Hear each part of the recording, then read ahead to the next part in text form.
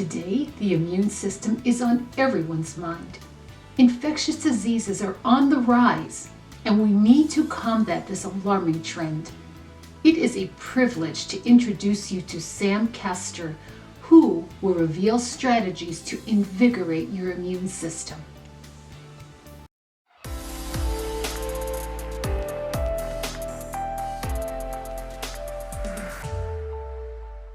So hello, I'm Sam Castor, CEO of Alivay and founder of Manna Relief Ministries. Tonight, our subject is immune boosters. If you haven't noticed during the current pandemic, every product on the market, it seems like in the supplement industry, is being promoted as an immune booster. And there's a good reason for that. It's because the popular press and the medical community have done a very good job of educating, we the people, on the importance of a good functioning immune system during the global pandemic that we're under. So they've been very good at telling us that the greatest risk of this pandemic exists with those that have compromised immune systems. And who are those people? Well, about 60% of us live with a pre-existing condition, one or more chronic diseases. That's the number one group. Over half our population is at risk of having a bad experience. Secondly, the elderly. As you get older and there's less exercise and poor nutrition, things like that, you become more susceptible. And finally, those that are on medications. That's everybody in the first two groups, right? It's almost everybody in the country. So those are the people at greatest risk. So what are the things that actually weaken the immune system? Because if we're going to try to fix this problem, we kind of need to know what the challenge is. Again, medical conditions, toxicity is a big issue. That comes, of course, the number one reason is medications.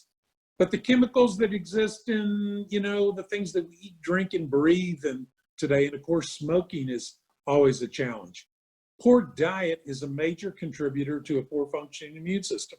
Too much sugar in our modern diets, too many processed foods, and obviously not enough vitamins and minerals, which are necessary to support a normal functioning immune system. And then finally, sedentary lifestyles. We don't move enough. Of course, with the elderly, it's compounded, this pandemic, by the fact that respiratory infections have been for almost a decade the number one cause of death in people over 65 years of age, and that's on a worldwide basis. So then you have this pandemic issue and you got some real challenges. So we go to the store and we look for immune supplements that can make a change. And again, everything is classified as immune booster. I'm going to tell you those fall into three different categories, everything you're looking at out there. Number one, immune supporting supplements. Number two, immune stimulating supplements. And number three, immune modulating supplements. And I'm going to tell you what those are now. So you can just Google good functioning immune system, and here's one that I saw today: the best 8 vitamins and minerals for immune system support. Vitamin B, C, D, E, folic acid, iron, selenium, and zinc. So you find products that contain those vitamins and those minerals, and because they have a direct effect on the immune system. Now, here's the interesting point, is that vitamins and minerals support normal immune functions, but you have to be deficient of those vitamins or minerals in order for a vitamin mineral supplement to make a difference in your immune system. So really, and this also covers drinks that are made out of whole foods or supplements like elderberry or goji berry or, those types of foods, because they have many of those nutrients in it that support a good functioning immune system. But versus immune booster, it should say normalize your immune function, because it really doesn't boost your immune function. It just helps your immune system function in its normal way. That's what vitamins and minerals are designed to do. Here's the challenge. We go to a store and we see immune boosters, vitamin C. If 100% of your daily value is good, how about 500% or 1,000% or 2,000%, like we see on some bottles? Well, they're playing off the fact that if a little is good, then a lot would be great. That's not the case, especially when you're talking about things like the chemical isolate form of vitamin C, which is called ascorbic acid. Too much can actually be toxic in the system. Too much calcium, too much of any vitamin, any mineral, especially in its isolate form, has shown to actually increase the risk of disease and death. Okay, now let's get on to immune stimulants. Many herbal supplements actually stimulate your immune system. Let's take echinacea. It's probably the best known. Now, if you Google echinacea, these are some of the things that you'll see about it. Number one, it activates the pro-inflammatory responses of the immune system. That's the front line of defense. When the immune system sees a problem, whether it's a pathogen, an invading virus or bacteria, or there's damage in the body, tissue damage, it sends pro-inflammatory responses to that area to start the immune response. So there's no doubt that herbs like echinacea can activate those pro-inflammatory responses. But here's some of the other things that you find. Do not take for more than 10 days in a row. Why is that? You don't want to activate your immune system and just turn it on without the ability to turn it off. Number two, do not take with medications. Well, that makes sense because there's a negative interaction between a pro-inflammatory stimulator in many medications. And then finally, do not take if you have an autoimmune disorder. Well, that makes sense. I mean, autoimmune means that your immune system is misfiring and attacking healthy tissue. That's a problem, right? So you don't want to do that. So the other challenge, especially with what's going on with this pandemic, is a poor functioning immune system doesn't mean your immune system is not working. It means it's not working well. So for instance, when you turn on the pro-inflammatory response, that can cause what is called a cytokine storm in people with poor functioning immune systems. So cytokines are the soldiers in the immune system that coordinate the immune system's inflammatory responses to infections, like a virus. Cytokine storms happen when these functions do not down-regulate appropriately. So it's kind of like with echinacea. You turn it on, but the immune system does not down-regulate. What happens then? Well, it can result in systemic inflammatory attack on your glands and organs known as sepsis, which can result in death. In other words, these pro-inflammatory cytokines spill over into your bloodstream because your body doesn't turn them off. So you don't necessarily want to stimulate, your immune system. It's good if you feel a cold coming on, that does activate the immune system, get things going. But again, for this pandemic, probably not the best choice. And then finally, there's immune modulation. How does that happen? It happens by turning on the front lines of defense in the immune system. That's called macrophage activation. So what are macrophages? Macrophages are large white blood cells that are made in your bone marrow. They regulate immunomodulating, that means up and down, functions of the immune system. They provide defense against viral and bacterial infections, and they serve to detect and eliminate any foreign antigens or microorganisms. In other words, macrophages orchestrate the entire immune modulating capacity of the human immune system. So turning those on is important. In the book, The Science Behind Aloe, it says activated macrophages and dendritic cells, which is another frontline defense molecule in the innate immune system. So activated macrophages and dendritic cells are deeply involved in self-regulating immunomodulation. So again, the immune system knows when to turn on and turn off appropriately if those mechanisms are supported. Dendritic cell activation produces a cocktail of both pro and anti-inflammatory cytokines to help keep that balance in the immune system to these various responses. Okay, so how does that actually happen? Does normal human physiology upregulate the macrophage? Well, when you're looking on the left at infections, that's caused by pathogens like viruses or bacteria or fungi. And what they all have are these glycans, these strings of individual sugars sticking off their surface. And at the end of those sugars is a particular sugar that is called mannose. Mannose is the key to turning on macrophages. So you can see that purple looking thing with the dot in the center, that's a macrophage. And on the right, you see a little yellow Y looking figure. That's called a mannose receptor site. So anytime a virus, any type of pathogen comes into the human body, it expresses that mannose glycan. The immune system sees it, whether it's a macrophage or dendritic cell, and immediately goes into action. On the right side of the page, you'll see cancer. This is the same mechanism of action for seeing disease cells. All disease cells express what are called antigens. Antigen is short for antibody generator. So in other words, it's a message that sticks off the surface of a cancer cell that tells the macrophage or dendritic cells, this is a disease cell. The macrophage actually codes that antigen, sends off a messenger to a B cell to make an antibody that can only attach to that specific structured antigen on that specific cancer cell. Human physiology is absolutely amazing. So that's how you turn on a macrophage or a dendritic cell.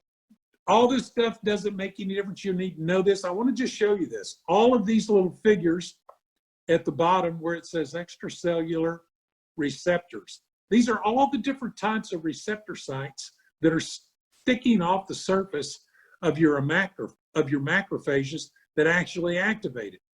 Now look at the top. These are ligands. O-linked mannins, that's made of mannose. Phospholipomannins, amannins, N-linked mannins. Mannins all the way on the far right are mannosides. All of these, there's one thing called a beta-glucan. You might see that term come up from time to time in people that are selling immune supporting technologies. Beta-glucans are existent in the tissues of fungi. So there's one receptor that looks for that. All the rest of them on the macrophage are looking for different forms of mannose and mannins.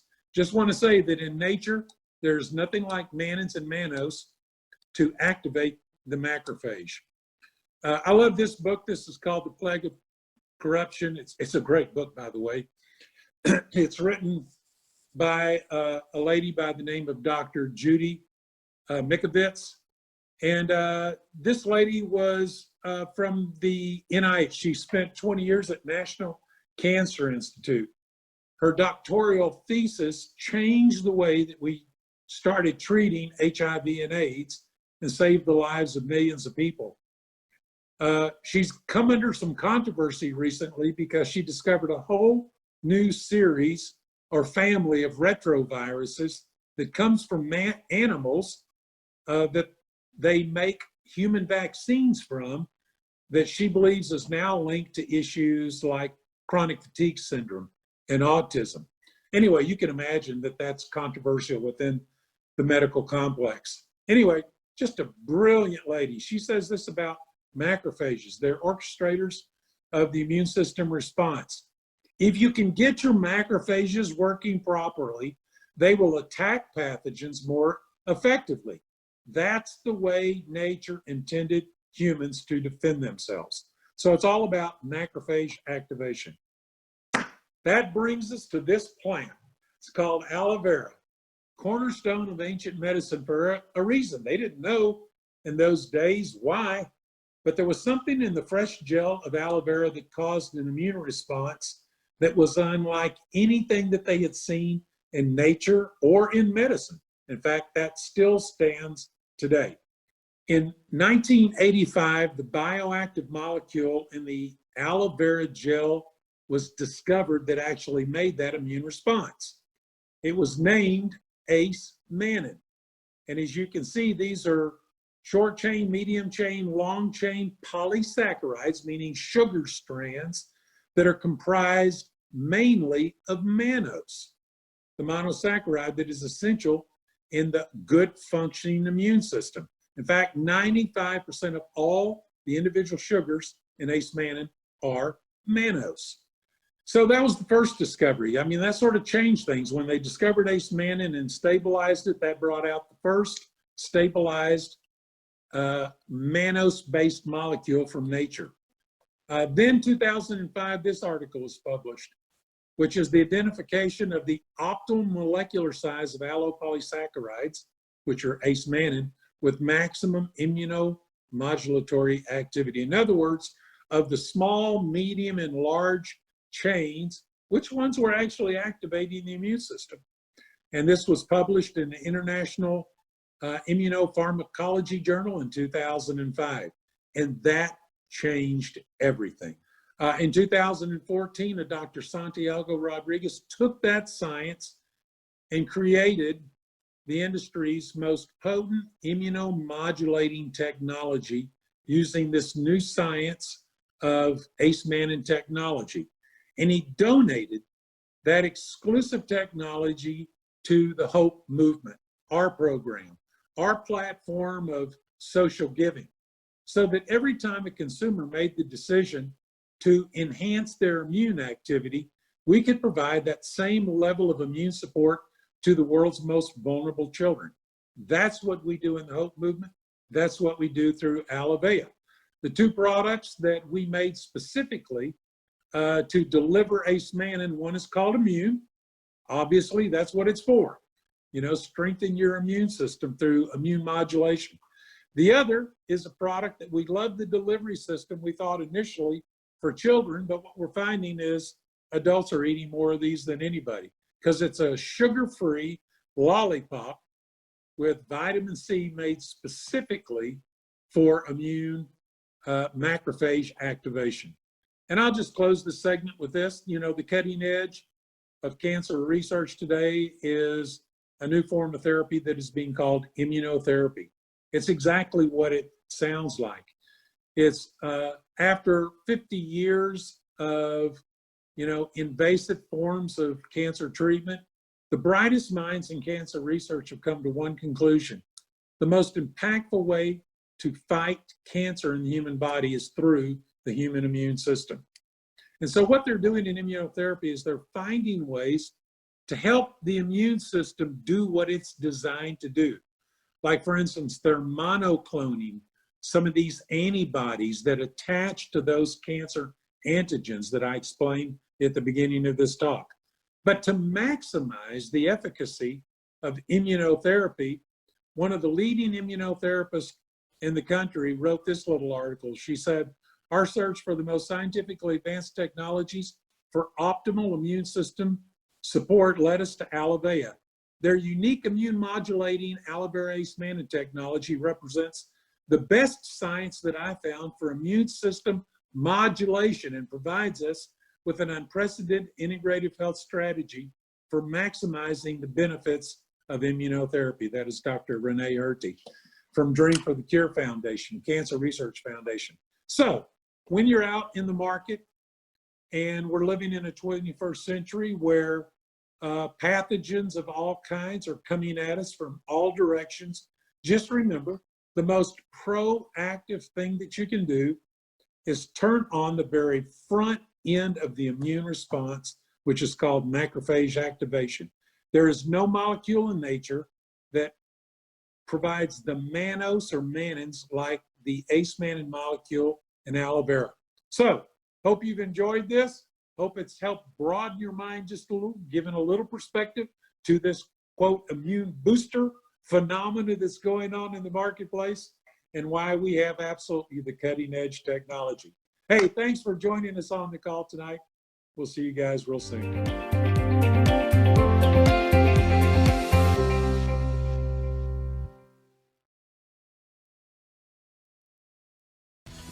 Thanks so much for watching.